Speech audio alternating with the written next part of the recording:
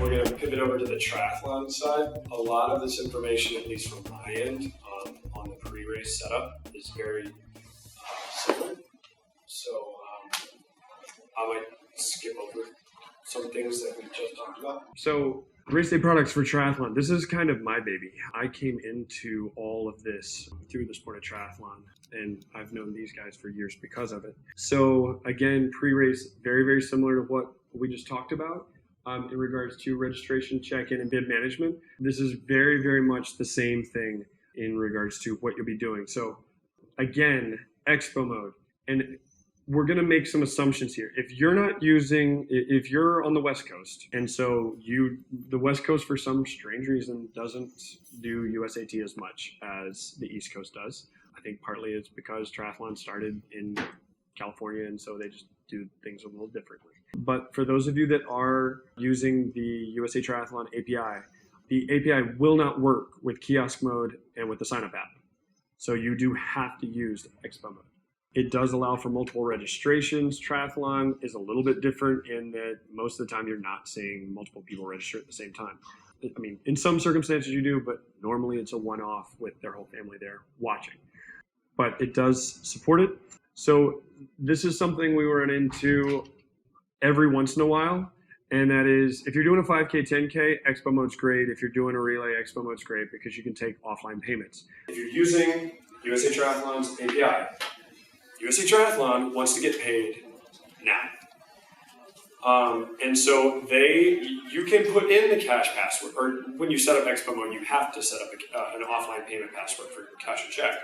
And you can even enter it in, but when you hit confirm, it's going to give you an error message.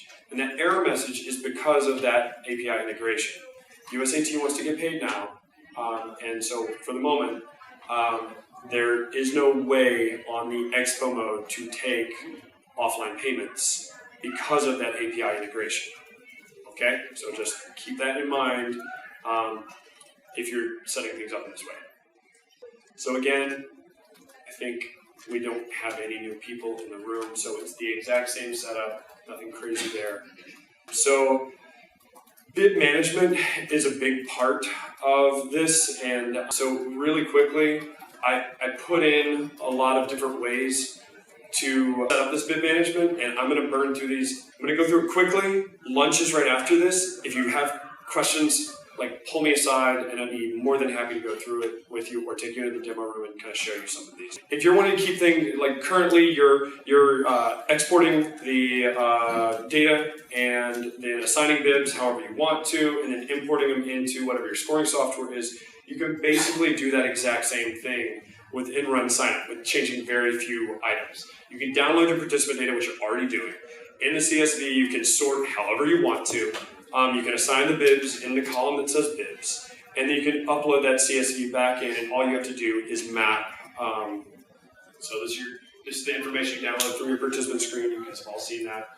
Again, you've got your reg ID and your bib number, and so you can, again, just do your normal, however you assign by alpha or what have you, and then you can import them back in, mapping the reg ID and bib number, and if you're using chip number in there as well, you can import chip number too. So again, we talked about this a bit yesterday. You can't allow duplicates. This is dependent on your scoring platform. If you want to allow teams, and you can actually ignore the rows with reg ID errors. So one step past that, okay, I don't want to assign via exporting it out and then assigning by alpha and importing it back in. I want to take one step forward. Well, great. Guess what? We actually have a bib assignment policy in there that does exactly what you're doing. So if you go to assign bib numbers, is what is called under bibs, you can choose how you assign. So this is what most of you, if you're exporting and sorting by alpha, this is what you're doing right now. And so by doing that, you can then set how you want to assign your range. This is the policy. And again, the one thing that I talked about yesterday is there's only one place in the imports where you can overwrite the bib numbers that you've already assigned in there. Only one place. Right there. So if you're assigning bib numbers and you're like, oh my God, is this gonna overwrite all the ones that I manually assigned because John wanted number 13 and somebody else wanted 666 and whatever. I mean, you guys know how some race directors are like, oh well, my friend is this, so I'm gonna give him 69 or something. And it's stupid, but that's what they want. And so the only way to overwrite what you've already done manually is to click that button. So, and I'm going to get to how most triathlons aren't using one of these. And I'm going to get to that in a second. And so, because again, like I'm involved with a lot of triathlons, like timing and bib assignment is something that is sometimes rather manual and automatic at the same time. So this is by Alpha. There's auto assign by registration, which is for your normal, this is just a general, again, like same way you would do a 5K, 10K. For those of you, just again, in the interest of time, for those of you that weren't in yesterday's, just pull me aside afterwards and we can go over this. For triathlons, in all honesty, a lot of times this is not the way that people set it up. If it is, then I'd gladly walk you through it and we can do that in the demo room. Again, I'm skipping over this one in the interest of time just because most of you saw this yesterday. So again, a lot of tries use a mix. And so it's kind of up to you what your best practice is. Option one, and again, these are two of 50,000 different ways of assigning bibs. Set all pre-registered athletes to be assigned alphabetically by last name at the time of. And then secondly, set automatic bib assignments for all late registrations.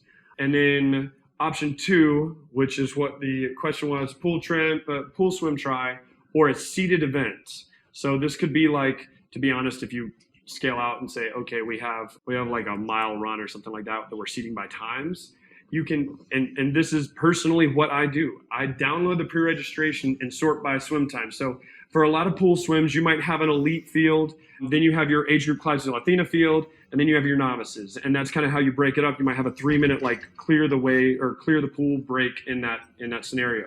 And so a lot of times what I'll do, I'll download those participants, I'll split them into 3 separate sheets. I'll sort by projected 100-meter swim time. You do have to ask that. We're not going to guess it for you. So you do have to put a custom question in of what's your projected overall swim time, or we've had novice races that say, guess your 1 through 10, how good of a swimmer are you kind of thing. And so you can sort by that. And then personally, I sort my elites by fastest to slowest. Then I sort my age groupers by fastest to slowest, and then I sort my novices by fastest to slowest, and I assign my bib numbers down, import them in, and then and you import by reg ID. You have to keep that reg ID. Don't delete that column. You will do all that work, and then you will go to import it back in, and then you'll do it a second time, and then you'll remember, holy crap, I need to keep that reg ID. It's kind of important, and then set an automated bib assignment for all late registrations. And again, you could do that late reg dynamically if you wanted to. It's completely up to you. But those are some of the settings. So again, very, very similar to the last one. And I'm going to skip over this. Don't forget to upload your configurations to the cloud. The difference here is for individuals, you're requiring the bib number and skipping the group bib number. So again, you're leaving the bib number visible. So for a lot of events, if you're using bib numbers 1 through 100 and you're pre-assigning those bibs, which again for triathlon, a lot of times you're pre-assigning bibs. It's a little different than your 5K, 10Ks. A lot of times I actually remove age from check-in. I do this for a lot of my 5Ks and 10Ks too. If I'm using pre-assigned bibs 1 to 100. Why? Because volunteers, if they're helping you out, see a number and go with it. And so and it doesn't happen always, but I would say once every 3 events or once every 2 events, we have a situation where John, who's 45, gets bib 45 because somebody's in a rush and they see 45, right? And so just keep that in mind.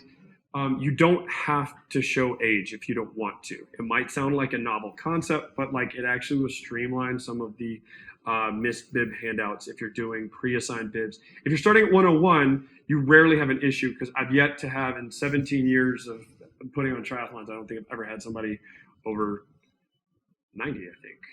Maybe my oldest. So, and again, in this scenario, it doesn't matter because you don't have a group name for the individual. So when we scroll over again, these are the exact same settings that I would be using check-in for an ultra or relay, an ultra relay or a long distance relay. So it's be skipping the bib number. This is the assumption that you're using group bib numbers instead of the bib number itself. Keep that in mind. Requiring this, showing the group bib number and group name, and making sure you can search, because so many people will walk up and like, what's your name? Yeah, I'm on team fill in the blank. What's your name? And so just, it's an easier search function, and all three of those people, or two or three of those people will be visible there. So yeah, on to RaceDay. So real quickly before we go to lunch, what do you need to do in RaceDay for triathlon, duathlon, biathlons? Again, you need to create a single path for the bike and run segments. So it could be run, bike, run, it could be bike, run. We have had paddle run. We've done all kinds of crazy events with tracking. So again, create a single path. We recommend the following standard: name your markers so that when the progress list goes out, I'm at bike mile 5. If it just says mile 5, it's not as great when they're looking back at their stats or when they're getting those alerts. So name your points, bike mile, and your run points with run now as a prefix. Make sure, and we often see this forgotten when we get maps, that you set any of your bike segments to miles per hour. That's nice that I'm seeing I'm going 24 miles an hour on the bike, and then I switch to the run, and I'm running 5-minute miles. So again, bike points you set to miles per hour, run points set to minutes per mile. Remember, we're doing a single continuous path through all those runs and bikes, so it's the total cumulative distance to that point. So if I'm at the second run and I'm at mile 3, it's where the bike finished at whatever, let's say 140.6 plus 3, I'm at 143.6, okay? So it's the total cumulative distance to that point. When you're doing, this is going to be the question at the end, and whoever answers it will get the prize. Again, I asked the question earlier. If you have a solo triathlon and a relay triathlon, you have a solo ultra and a relay, is that 2 different courses for RaceDay? Or yeah, okay, good. And set the processing type to. So where are you going to put your exchange points in a biathlon, duathlon? At the what points? Would it be as they come in on the bike finish, or when they run out? Run out.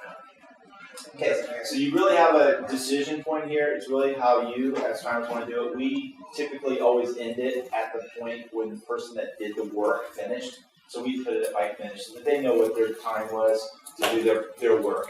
And then the next person. So we typically always end it at the end as they come into transition, and then move on out. The question came up yesterday. Can I add timing points for the transition going out? And Kevin was talking earlier about this proximity and stuff. Can you do that? So if you have a very small transition area where you've got the bike out and the bike finish within, and especially people stacking their bikes up really close, it's not going to be that great. So typically we don't put timing points. We only do them on the ends of bike finish. You can get tracking on the phone now? Yeah. How do we? I'm not looking at it. I mean, USAT doesn't allow it. Absolutely. So USAT, absolutely in the rules, and we have a lot of triathlons allow this to be used as a tracking device. It's not a phone. You're allowed no earbuds. You're not allowed to use this as a phone. I can stick this in. I can do an Ironman race. I can have this as a tracking device. You're not allowed to have the sound come out of the phone. Absolutely. No sound, no earbuds. It's a tracking device, so we can use it. We have a lot of events that use this. So absolutely, it's in the rules, and we've had people check that. Perfect. Even value runs are not. No sound. This is what a typical configuration would look like. Just to see all your bike points, and then you got your bike finish, miles per hour, run points, run finish, total cumulative distance. So this is an event that just happened last week, Alaska Man, a very extreme Ironman event. Just going to bring this up real quick. Just to take a look at their map. Just so you can kind of see how the configuration is going to look. So again, this is a nice map. You don't need to have all those miles on the bike. It's just overload when you're looking at it on the phone and stuff. Just put your points on the map every 5 miles, and then when you get to the run, you see how you have your run. now we really see every mile of that marathon that runner has to run over all those mountains and all. So really tough course here. So we definitely can use, and again, set those points based on miles per hour. So if you look at the time configuration of this, you see where they set it up in miles per hour. See those prefixes, and then you got your minutes per mile for the run. Again, it's total cumulative distance. So as we come out of bike finish, actually this one was longer than Ironman distance. You make it even harder. So you go 1 more mile for the bike run. So just a reminder, set that talk about the radius. Reminder on relays. What's the last point of what's the last leg end on? Finish. Great. So whoever's the first.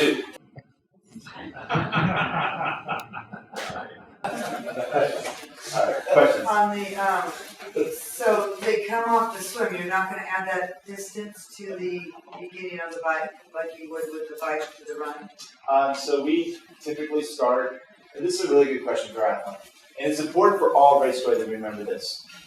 Is it necessary for someone to hit start my race, start my leg?